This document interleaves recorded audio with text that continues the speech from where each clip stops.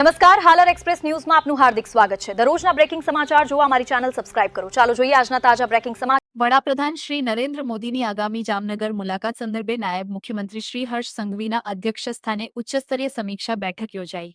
નાયબ મુખ્યમંત્રીશ્રીએ લાલ બંગલા સર્કલ ખાતે કાર્યક્રમ સ્થળની રૂબરૂ મુલાકાત લઈ નિરીક્ષણ કર્યું। નાયબ મુખ્યમંત્રીશ્રીએ વડાપ્રધાનશ્રીની મુલાકાત જામનગરવાસીઓ માટે યાદગાર બની રહે તે પ્રકારનું સુદૃઢ આયોજન કરવા તંત્રને માર્ગદર્શન આપ્યું।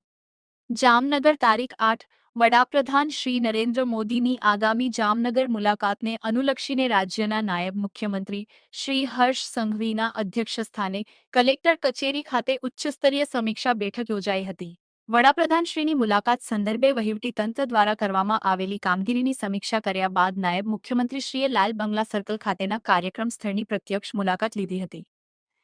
તેમણે સ્થળની ભૌગોલિક સ્થિતિ અને સુરક્ષા વ્યવસ્થાઓની ચકાસણી કરી નાગરિકોની સુવિધા તેમજ પ્રોટોકોલ જળવાઈ રહે તે અંગે અધિકારીઓને જરૂરી સૂચનો આપ્યા હતા। બેઠક દરમિયાન જિલ્લા કલેક્ટર શ્રી પી પંડ્યાએ સમગ્ર તૈયારીઓ તથા આયોજનને લગતી રૂપરેખા રજૂ કરી હતી। નાયબ મુખ્યમંત્રીશ્રીએ તંત્ર દ્વારા હાથ ધરાયેલ તૈયારીઓની સરાહના કરી હતી અને જણાવ્યું હતું કે વડાપ્રધાનશ્રી મુલાકાત યાદગાર બની રહે તે પ્રકારના વિવિધ આયોજનો હાથ ધરવા જોઈએ। તેમણે બેઠક વ્યવસ્થા, સાંસ્કૃતિક કાર્યક્રમો, નાગરિકો માટેની અન્ય આનુષંગિક સુવિધાઓ તેમજ વિવિધ જનલક્ષી અભિયાનો અસરકારક રીતે હાથ ધરવા પર ભાર મૂક્યો હતો।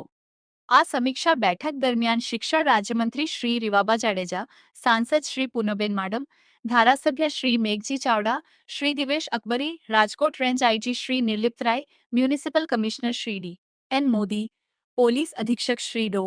રવિ મોહન સૈની તેમજ અગ્રણી સર્વ શ્રી ધનસુખભાઈ ભંડેરી, શ્રી કમલેશભાઈ મીરાણી, શ્રી બીનાબેન કોઠારી સહિત વિવિધ વિભાગોના ઉચ્ચ અધિકારીઓ ઉપસ્થિત રહ્યા હતા।